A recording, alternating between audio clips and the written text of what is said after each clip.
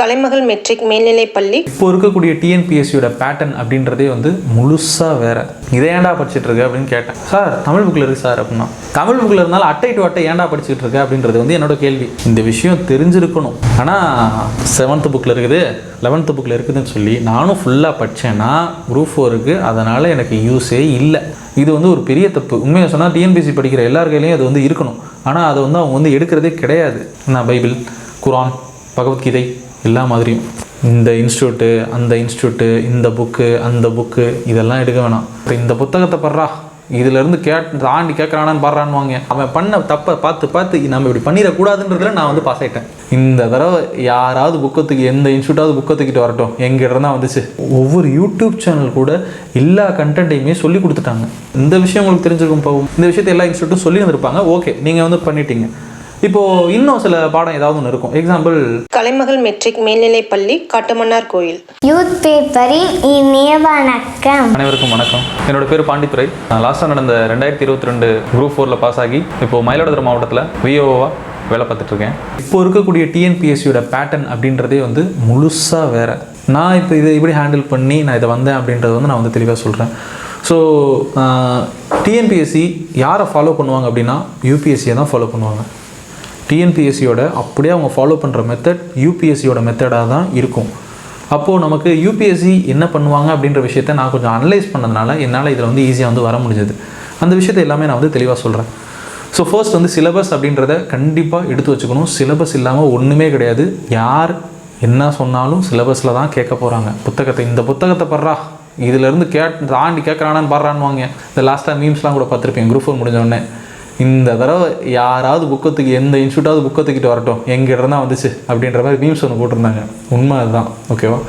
So வந்து நமக்கு வந்து இதில் தான் வந்துச்சு அதில் தான் வந்துச்சுன்னு சொல்லிட்டு யாராலையும் சொல்ல முடியாது. இந்த புக்கிலேருந்து வந்துச்சு, இந்த புக்கை தான் நான் படித்தேன், இந்த புக்கிலேருந்து வந்துச்சு, நான் எல்லாமே வந்து அட்டன் பண்ணிட்டேன் அப்படின்னு சொல்லிட்டுலாம் யாராலையும் சொல்ல முடியாது. இந்த இன்ஸ்டியூட் மெட்டீரியல் தான் நான் படித்தேன், இதில் இருந்தால் எனக்கு இந்த கொஷின் கேட்டாங்க அப்படிலாம் சொல்ல முடியாது. அதுக்கு காரணம் என்னென்னு நானே சொல்கிறேன். டிஎன்பிஎஸ்சின்றது ஒரு அமைப்பு. ஸோ டிஎன்பிஎஸ்சி அப்படின்றது வந்து பார்க்குறப்போ இது வந்து ஒரு கவர்மெண்ட்டில் உண்டாக்கப்பட்டிருக்க ஒரு அமைப்பு. ஸோ இந்த அமைப்பு வந்து பார்க்குறப்போ நமக்கு வந்து நியாயமான முறையில் வந்து தேர்வுகளை நடத்தணும் அப்படின்றதுக்காக வந்து இந்த அமைப்பு வந்து உண்டாக்கி வச்சுருக்காங்க.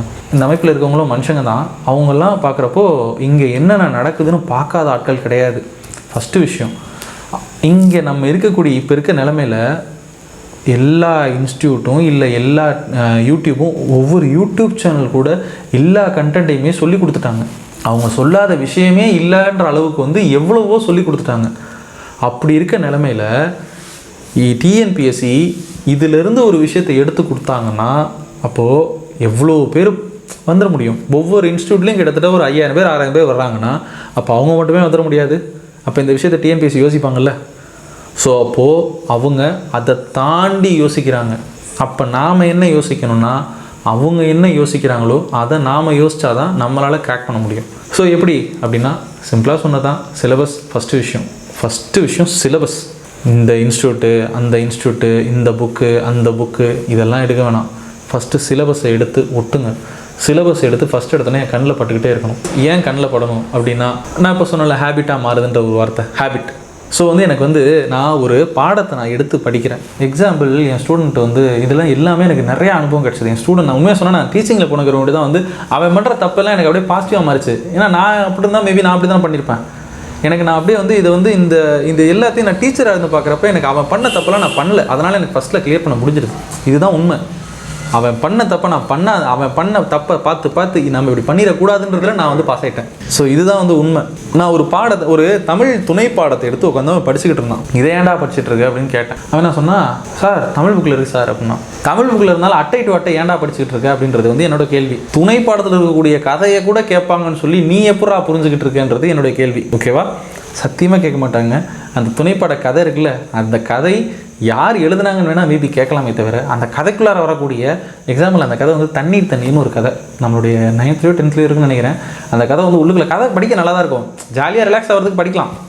அந்த கதையை படித்து அந்த கதையில் வர கேரக்டர் கூட படிச்சுக்கிட்டு இருந்தான். ரயில் வண்டியில் அந்த மாதிரி போயிட்டு இறங்கி வரதை படிச்சுக்கிட்டு இருந்தோன்னே, டே இதெல்லாம் கேட்க மாட்டாங்கடா, ஏன்டா என்ன கேட்பாங்கன்னா தெரியாமல் நீ படிச்சுட்டு இருக்கே அப்படின்ற மாதிரி இருக்குது. இது காரணம் என்னென்னா அவனுக்கு சிலபஸ் தெரியல. ஓகேவா? அதுக்கு அவன் சிலபஸ் ஒழுங்காக தெரிஞ்சிருந்ததுன்னா என்ன கேட்பாங்கன்றது அவனுக்கு தெரிய வரும்.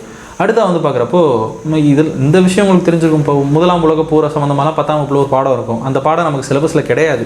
இந்த விஷயத்தை எல்லா இன்ஸ்டியூட்டும் சொல்லி வந்திருப்பாங்க. ஓகே, நீங்கள் வந்து பண்ணிட்டீங்க. இப்போது இன்னும் சில பாடம் ஏதாவது ஒன்று இருக்கும். எக்ஸாம்பிள் குரூப் 4ல் வந்து பார்க்குறப்போ விஜயநகர் பாமினி கிடையாது. ஓகேவா? குரூப் 4ல் விஜயநகர் பாமினி அரசு கிடையாது. சிலபஸ்லேருந்து லாஸ்ட்டாக தூக்கிட்டாங்க. இந்த விஷயம் தெரிஞ்சிருக்கணும். ஆனால் 7th புக்கில் இருக்குது, 11th புக்கில் இருக்குதுன்னு சொல்லி நானும் ஃபுல்லாக படித்தேன்னா குரூப் 4க்கு அதனால் எனக்கு யூஸே இல்லை. குரூப் 1 2ல் இருக்குது, விஜயநகர் பாமினி இருக்குது, இல்லைன்னு சொல்ல. குரூப் 4ல் இது சிலபஸில் இல்லை. அப்போ நான் இதுக்காக படிக்கிற விஜயநகர் பாமினின்றது அது ஒரு அந்த பக்கம் ஒரு பாடம், இந்த பக்கம் ஒரு பாடம். இதுக்கு நான் ஒரு ஸ்பெண்ட் பண்ணுற ஒரு 3 மணி நேரம் எனக்கு வேஸ்ட். சிலபஸ் தெரிஞ்சால் தானே என்னால் பண்ண முடியும். அப்போ சிலபஸ் முதல்ல எனக்கு தெரிஞ்சிருக்கணும்ல. அப்போது சிலபஸ் முதல்ல நம்ம கண்ணில் படணும். இதுதான் எனக்கு வந்து பார்த்தோன்னா நான் பைபிள், குரான், பகவத்கீதை எல்லா மாதிரியும். ஸோ எனக்கு சிலபஸ் தான் முதல்ல முக்கியம்.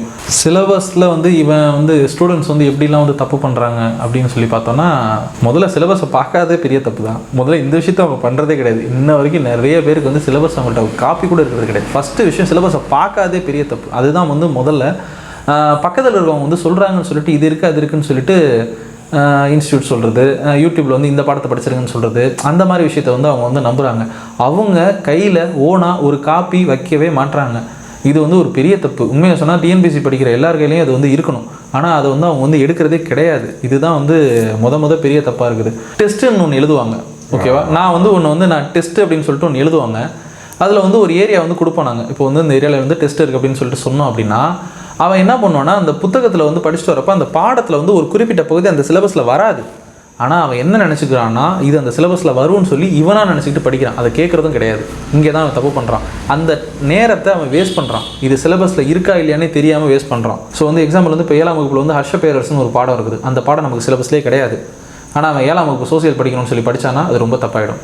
ஸோ வந்து அப்போது இந்த மாதிரி இன்னும் நிறைய விஷயம் இருக்குது. இந்த ஹர்ஷ பேரரசு படிக்கக்கூடாதுன்னு நான் சொன்னேன். ஆனால் வேற ஒரு விஷயத்தை நான் படிக்கணும். அதை நான் எதுன்றதை நான் சொல்கிறேன். அது வந்து இன்னொரு வார்த்தையில் அடங்கி இருக்குது. அந்த வார்த்தைகளை சரியாக புரிஞ்சுக்கணும். இப்போ நான் ஹர்ஷ பேரரசு படிக்க வேணும்னு சொன்னேன். ஓகே, இந்திய பண்பாட்டிற்கு வந்து அரசுகளின் கொடைன்ற மாதிரி சம்திங் ஒரு வேர்டு ஒன்று இருக்கும். இது சிலபஸில் இருக்கும். இதில் வந்து பார்க்குறப்போ அந்த வரலாற்றில் இருக்கக்கூடிய அரசுகள் பண்ண அந்த சமயம் தொடர்பான, பண்பாடு தொடர்பான, கலாச்சாரம் தொடர்பான அவங்க எடுத்த நடவடிக்கைகள் இருக்குல்ல, இதில் நான் அதை கேட்கக்கூடாதுன்னு சொல்லவே இல்லை. ஓகேவா? விஜயநகர் பாமினி இப்போது அவங்க வந்து பண்ண சில இந்த கட்டிடக்கலை தொடர்பான விஷயங்கள் இதெல்லாம் கேட்கக்கூடாதுன்னு நான் சொல்லவே இல்லை. ஏன்னா சிலபஸில் இப்படி ஒரு பாயிண்ட் ஆஃப் வியூ இருக்குது. ஓகேங்களா? ஸோ அப்போ நமக்கு அரசுகள் இந்த மாதிரி விஷயங்கள்லாம் நமக்கு கேட்கல. ஆனால் நமக்கு வந்து பார்க்குறப்போ அந்த கட்டிடக்கலை தொடர்பான விஷயம், இந்த இந்திய அரசு, அதாவது வந்து இந்திய பண்பாட்டிற்கு வந்து அரசுகளின் கொடைன்ற மாதிரி வந்து ஒரு பாயிண்ட் ஆஃப் வியூ ஒன்று இருக்கும். ஸோ அதில் வந்து நமக்கு பார்க்குறப்போ இவங்கெல்லாம் என்ன பண்ணாங்கன்றது வந்து நமக்கு வந்து உள்ளே வரத்தான் செய்யும். எத்திக்ஸ் புக்கில் இது இருக்குது. ஓகேங்களா? ஸோ சிலபஸ் பார்க்குறதுன்றது ரொம்ப முக்கியம். அதை புரிஞ்சுக்கிறதுன்றது ரொம்ப முக்கியம். டிஸ்கஸ் பண்ணி நம்ம இதை வந்து ஃபஸ்ட்டு புரிஞ்சுக்க முடியும். ஸோ ஃபஸ்ட்டு நம்ம எக்ஸ்பிளைன் பண்ணுறவங்க இதை வந்து தெளிவாக வந்து எக்ஸ்பிளைன் பண்ணணும். கலைமகள் மெட்ரிக் மேல்நிலைப்பள்ளி காட்டுமன்னார் கோயில்.